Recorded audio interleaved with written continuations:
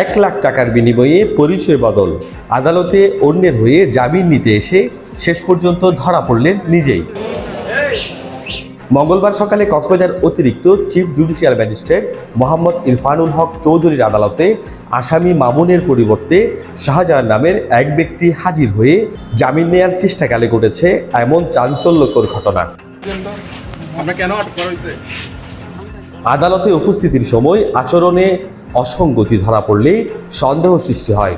পরে যাচাই বাছাইয়ে ভুয়া পরিচয় নিশ্চিত হলে সঙ্গে সঙ্গে তাকে আটক করা হয় বলে জানান আইনজীবীরা।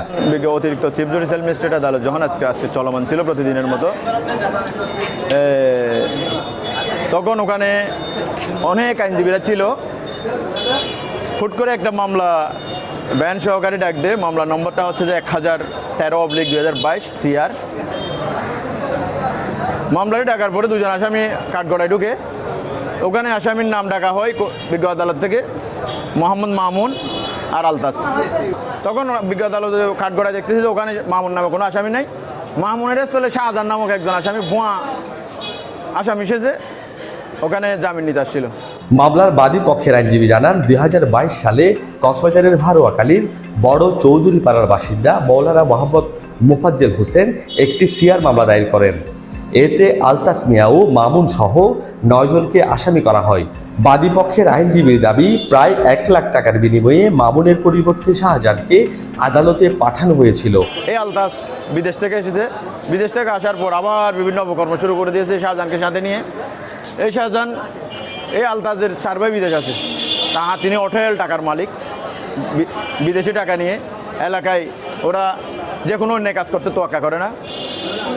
এই আলতাজ শুনেছি, আমি পরে জানতে পারছি, এই শাহজাহানকে নাকি 1,00,000 টাকা কন্ট্যাক্ট করে এই আজকে বিজ্ঞ আদালতে ভুয়া আসামি সাজিয়ে জামিন নিতে আসছিল।